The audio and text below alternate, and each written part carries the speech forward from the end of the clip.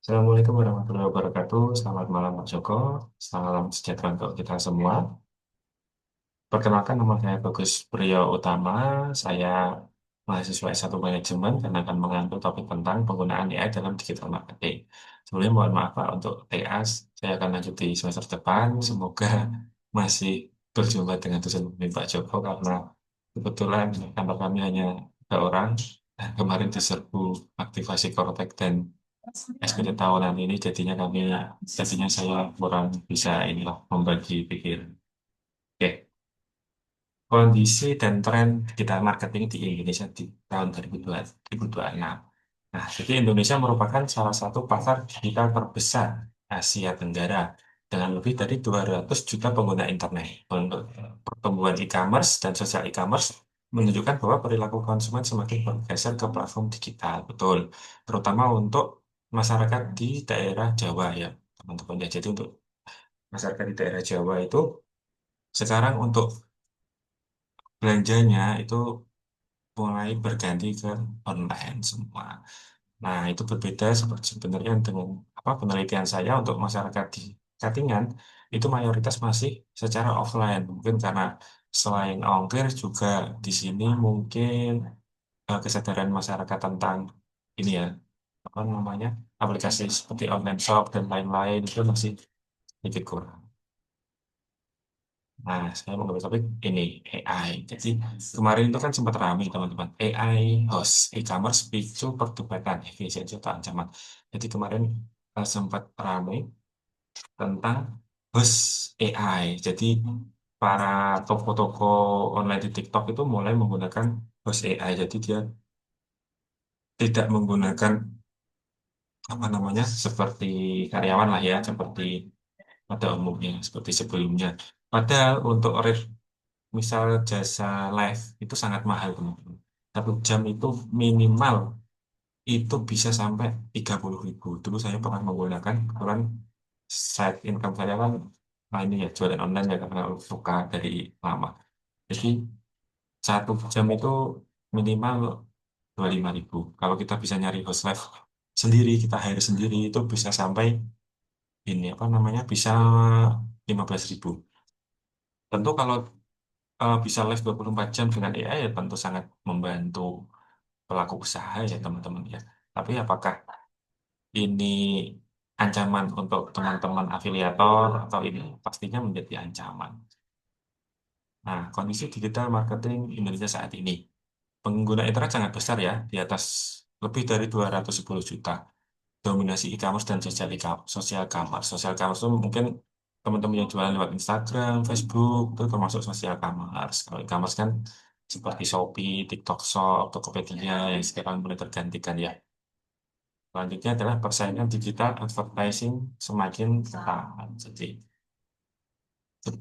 ini ya teman-teman, kalau di Shopee itu bahkan kalau teman-teman produk baru dan belum ada penjualan, kalau nggak ngiklan itu tidak diberi pelanggan, tidak diberi pembeli.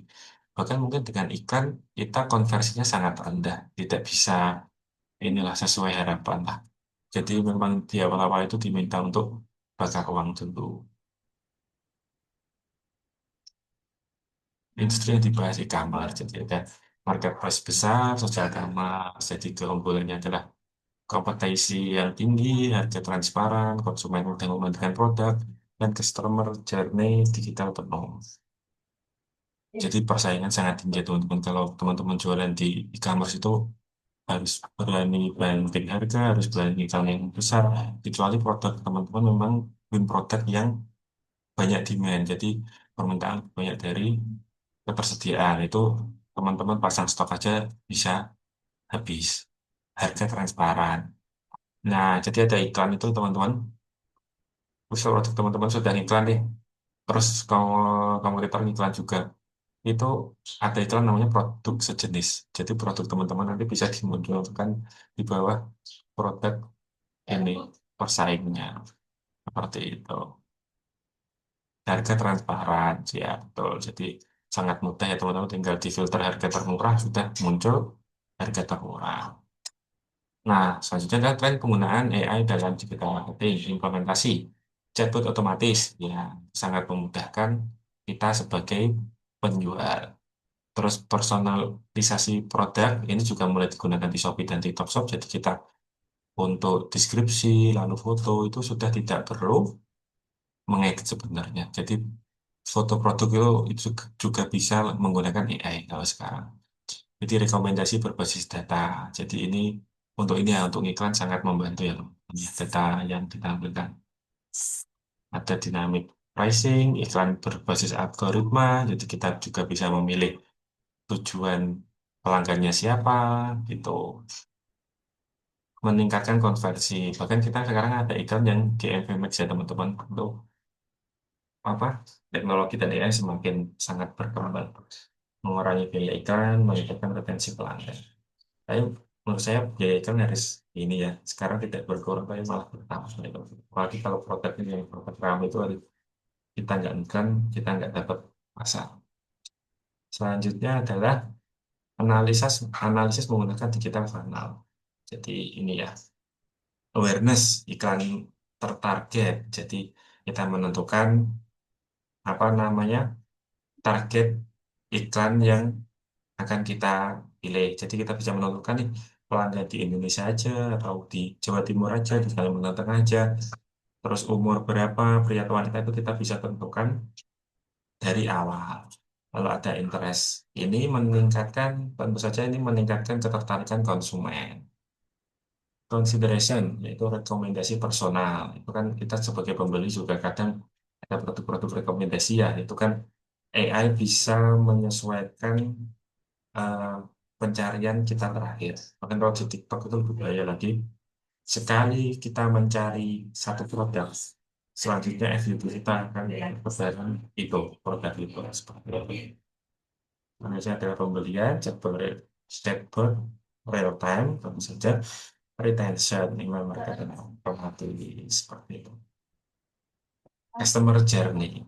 Jadi konsumen melihat iklan personal. Terkadang kalau untuk di bagian produk pencarian produk itu kalau tentang iklan itu munculnya paling atas teman-teman. Mendapat rekomendasi produk ya kan kita ya, seperti yang saya bilang tadi sekali mencari produk itu pencarian kita akan dibanjiri oleh video-video afiliator produk itu. Jadi bisa menggunakan website aplikasi, check out mudah. Bahkan sekarang COD sangat ini ya, sangat meningkatkan keinginan beli ya kita sosial mediaan terus cocok, check out, nggak usah dibayar, bayar waktu datang itu bisa bisa. Nah tantangannya apa sih digital marketing di Indonesia? Biaya itu semakin mahal tentu saja. Kalau untuk produk baru mungkin lebih nyaman di workshop karena asal rajin bikin video dan live kita masih dikasih algoritma. Kalau di Shopee sangat susah harus branding iklan besar. Persaingan influencer, betul. Jadi ini ya, era sekarang ini mungkin banyak yang beralih ke affiliate dan influencer. Karena penghasilannya juga lebih besar dan jam kerjanya juga fleksibel, jadi makin banyak orang menjadi influencer atau afiliator. Isu privasi data ini juga kadang ada seller-seller nakal yang menjual data kita. Jadi terkadang kalau teman-teman mendapatkan paket kosong atau paket ini dari marketplace yang dirasa tidak pernah dibeli itu biasanya untuk fake order. Jadi seller-seller itu mengejar penilaian, mengejar jumlah terjual di produknya itu dan apa ya namanya penilaian loh, produk. Ketergantungan pada platform besar, betul sekali. Jadi memang pasar terbesar itu kan di Shopee dan TikTok ya mungkin ya. Jadi sebagai penjual itu kadang juga sangat ketergantungan dengan platform tersebut. Kita tidak bisa mencoba platform-platform lain seperti kemarin ada Toko ya, kalau nggak salah ya, atau apa itu ya. Itu juga karena bakar uang yang nggak sebesar di Shopee yang sudah lama, jadi tentu saja pembeli juga tidak seramai itu. Nah, sebenarnya ada dampak tren AI ini. Bagi bisnis tentu saja efisiensi biaya karena memudahkan banyak hal. Pun decision making lebih cepat, betul. Jadi kita bisa ini ya mengambil langkah yang lebih cepat. Misalkan kita filter nih, ya, apa menggunakan AI kita bisa diberikan data produk yang terjual, produk yang best sellernya nih untuk 1 minggu ini itu kita bisa produksi itu atau mungkin sebagai afiliator Di TikTok itu bisa memunculkan produk-produk terlaris, produk-produk dengan apa ya namanya ya, penjualan tertinggi. Nah, itu kita bisa ngambil untuk kita jadikan produk afiliator. Bagi konsumen, tentu saja pengalaman lebih personal, proses belajar lebih cepat. Bagi masyarakat, perubahan perilaku konsumsi, peningkatan literasi digital. Tentu saja ya. Sebenarnya untuk penjual-penjualnya harusnya dari pemerintah itu memberikan edukasi ya teman-teman. Jadi bukan kalau offline sepi terus solusinya toko online di ban dan kita harus belanja offline itu menurut saya tidak seperti itu ya.